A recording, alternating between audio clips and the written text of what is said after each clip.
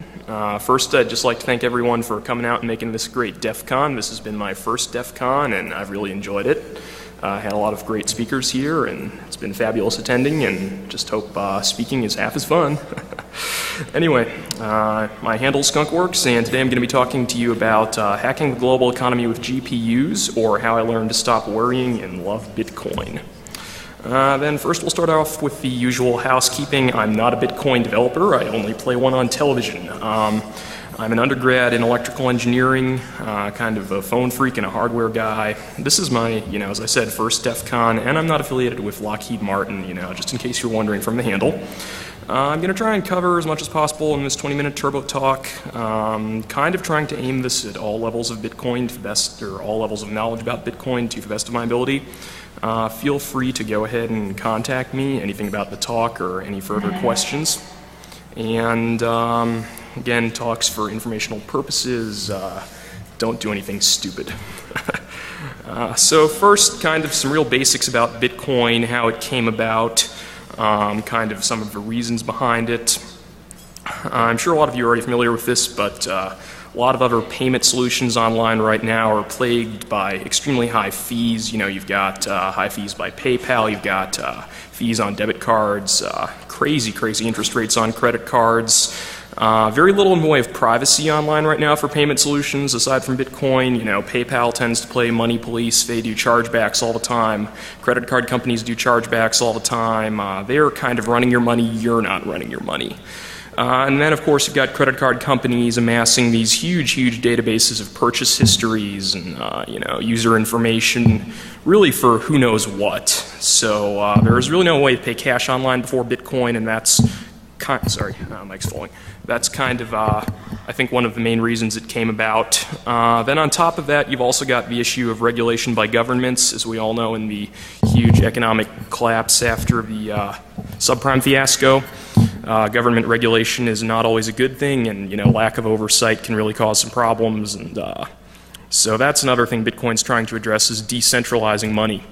So then, what and who? Bitcoin is a decentralized peer-to-peer currency. I'm sure you're all well aware. The slide actually hasn't been updated. It was worth about $100 million when I put the slide together. There's since been another crash. It's down to around $55 million, trading at $8 or so a Bitcoin as of this morning. It's based on SHA-256, mined or minted, mostly with GPUs, and as far as everyone knows, it's legal. It's kind of a bit of a gray area. It doesn't really meet the standards of a currency under U.S. federal law. On the other hand, the EFF, to my knowledge, stopped accepting donations in Bitcoin a while ago, so I'm really not completely sure on the legality of it, and I'm not sure that anyone is completely sure on the legality of it, but it's certainly grown to quite massive proportions, and there haven't been any widespread, Treasury Department raids on Bitcoin mining operations yet. So Bitcoin was initially put together by this highly enigmatic developer, Satoshi Nakamoto. This is likely a pseudonym. He left supposedly in 2010 after contributing this huge base of code and kind of the basic rules that the Bitcoin protocol operates on. And he may or may not have profited enormously from developing Bitcoin. He may have profited, that is, if he was running a lot of Bitcoin mining equipment after he first developed the software before he let it go public. No one, again, is completely sure because of the semi-anonymous nature of Bitcoin. I'm going to touch on this a lot more later. Bitcoin is not, at least outright, a Ponzi scheme. There's no central company that's running it. It's also really not controlled in much of any manner except these core developers who just basically maintain the code and kind of keep things in running order. It's also not backed by anything. The idea is just kind of, well, you use Bitcoins and I'll use Bitcoins and we'll all say it has value. And the idea being there's scarcity behind them.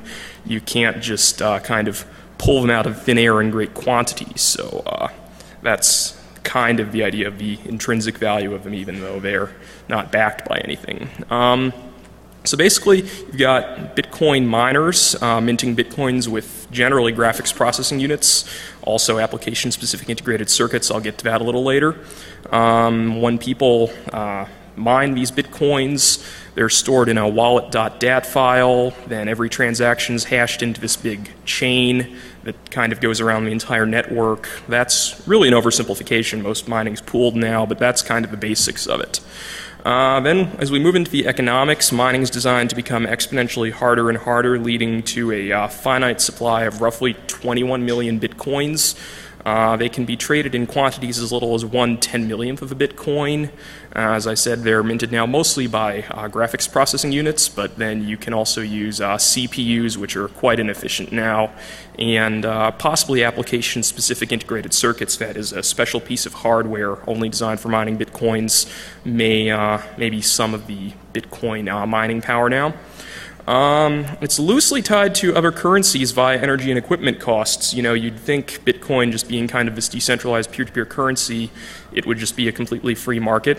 But, you know, the reality is you can only buy computer hardware mostly in US dollars, at least from the central distributors, and your power costs are still going to be in US dollars. That's assuming you're in the US. If you're in Europe, it's going to be in the euro, etc. And we actually saw that a lot. There was a major deflation again in Bitcoin just last week with the entire debt ceiling fiasco, and that kind of had a ripple effect in Bitcoin. We saw Bitcoin prices dropping. Also, there was another event that kind of happened at the same time, but I think the debt ceiling was part of it.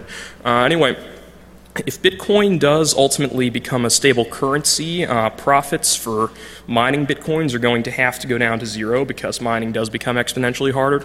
And early adopters have definitely won big in Bitcoin. If you started mining back when Bitcoin first started out, then you made a lot of money on it.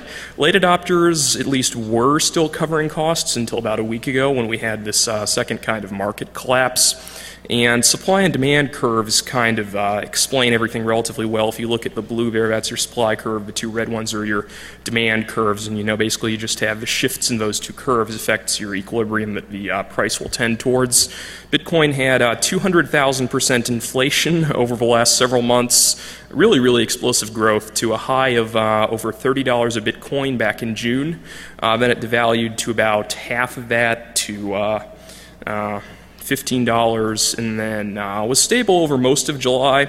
Looked like it was finally tending toward an equilibrium. We saw relatively steady trade volume and relatively steady prices in Bitcoin markets.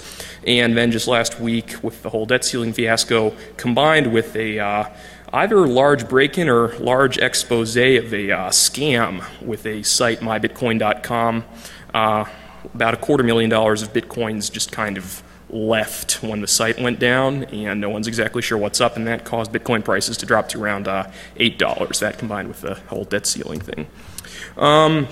So again, this slide's a little outdated. This is showing, back when I put this together, I thought we were kind of looking at an equilibrium price around $14 to $15. Great quote kind of to illustrate this $30 spike is media is like the weather, only it's man-made weather out of the old Oliver Stone film Natural Born Killers, and that's really pretty applicable to what happened with Bitcoin at the $30 spike. I don't think investors alone would have ever put it up to $30 that quickly if it hadn't been for all the media attention.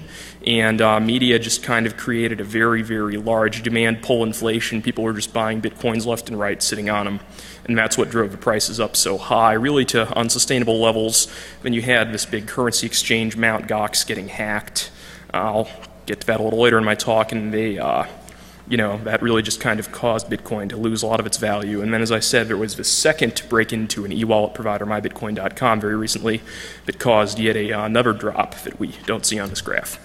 So profit or slow decline thereof, you can see the exponential scale here of mining profits for your Bitcoin miners. And this does kind of reinforce the fact that if Bitcoin does survive as a currency, it's going to have to stabilize at some type of equilibrium. If you try to put a straight line through all those data points, you're going to notice you've basically got an exponential drop-off in Bitcoin mining profits down to people just covering costs as time progresses. Then what's happened in the last several months as the Bitcoin network has gotten so large is you've had people pooling their resources together in Bitcoin mining. The reason being that 50 Bitcoins are generated every 10 minutes roughly. It's generally a little faster than that when the network was growing very quickly.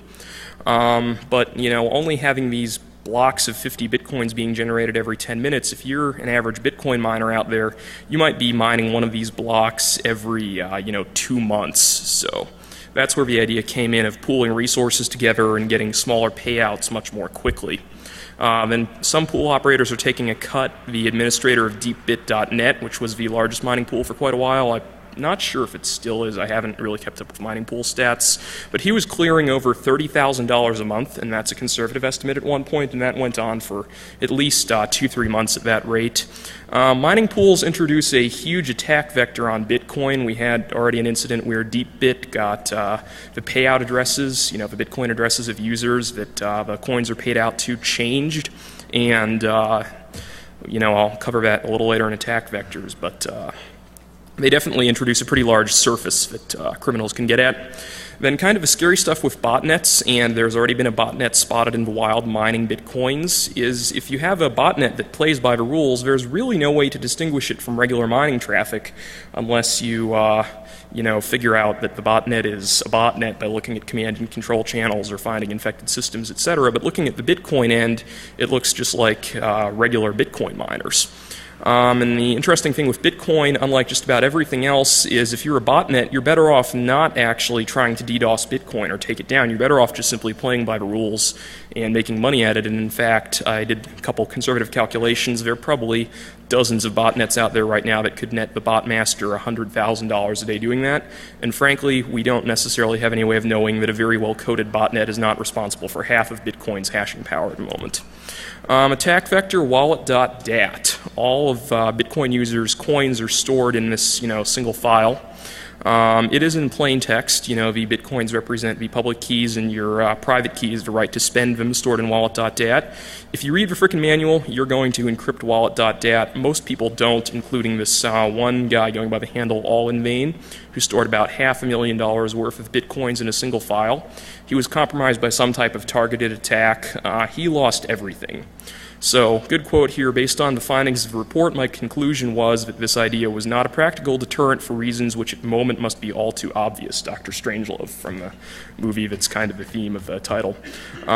Basically what I'm saying here is having a plain text wallet.dat when you've got a lot of non-tech savvy people dealing with Bitcoin is inherently a kind of poor idea, and you're going to run into a lot of different ways to so-called pickpocket wallet.dat. There are people who are leaving their systems wide open, sharing their entire hard drive on LimeWire. There have been a couple different specialized Trojan horses spotted in the wild that specifically grab wallet.dat and upload it. And gullible users are gullible. They're even open to traditional 419 scams, which I'll touch on a bit more. Basically, any third party that's part of Bitcoin, the currency exchanges, wallet storage sites. That is, if you're too stupid to encrypt your own wallet, why not outsource it to a kind of virtual bank for Bitcoins? Gift card exchanges, mining pools, lotteries, stock markets, all of these services are out there, and all of them have varied levels of security. The Bitcoin protocol itself has a decent level of security. I think Dan Kaminsky's talk was very illustrative of that. He did obviously drop that exploit, but still, the protocol in general is relatively sound, but these third parties vary very wildly in security. They're generally a lot less secure than the actual Bitcoin protocol, and generally a lot less secure than established financial institutions.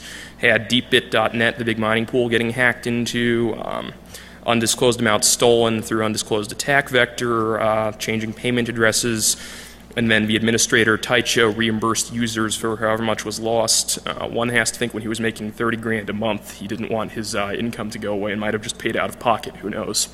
Then also this big currency exchange for Bitcoin where you could exchange US dollars for Bitcoins, Mt. Gox. They were using unsalted passwords for quite a while, and then they ultimately switched over to salted passwords, but for users who hadn't logged in a while, their accounts still had unsalted password hashes.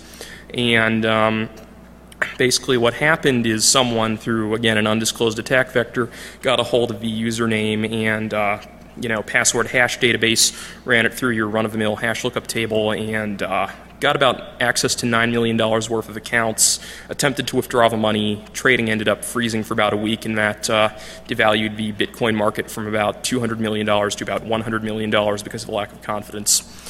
Then attack vector dimwits. Fool and his bitcoins are soon parted.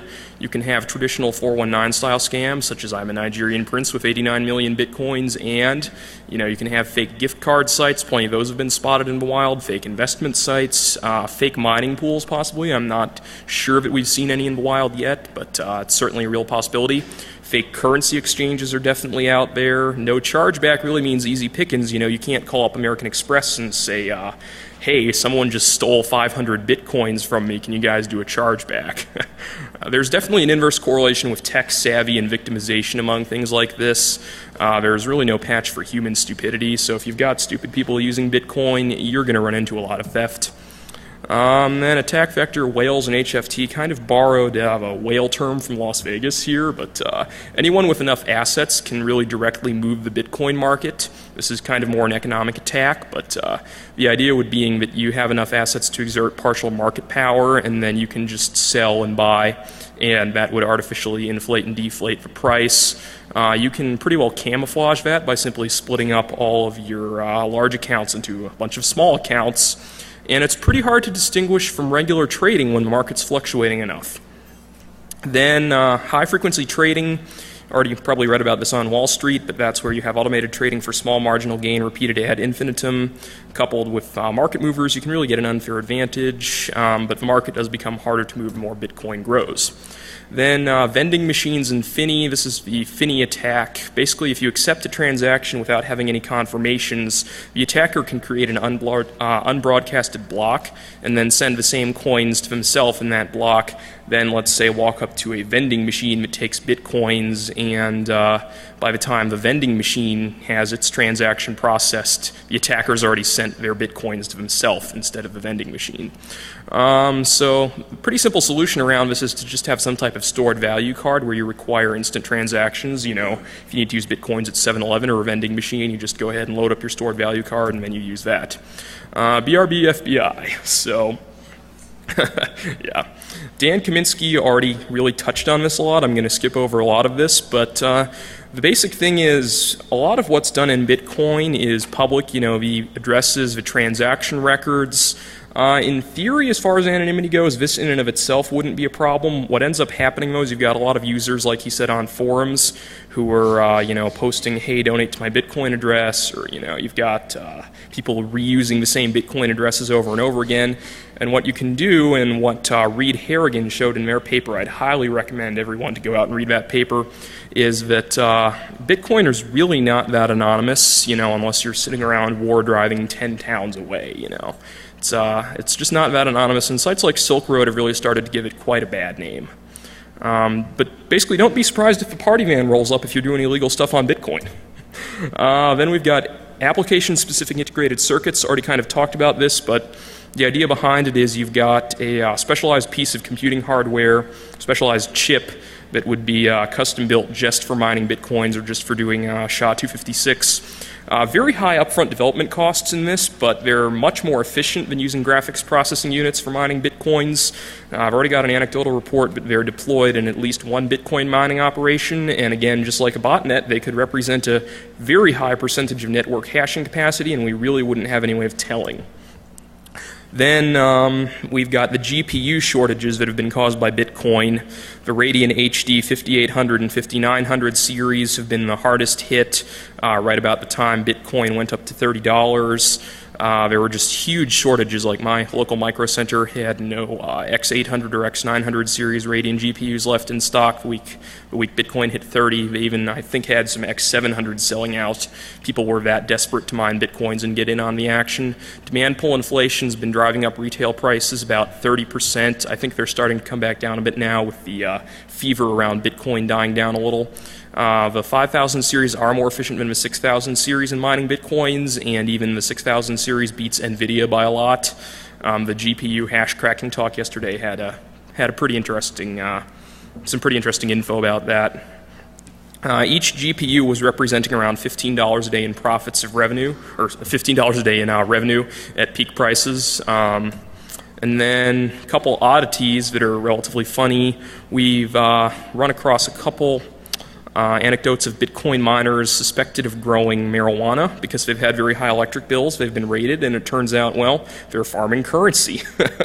You know, they've got a server farm going, and it's just using a really lot of power.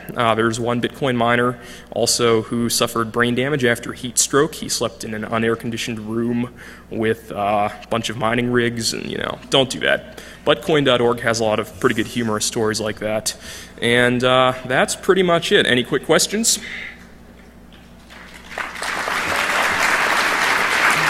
Hehehe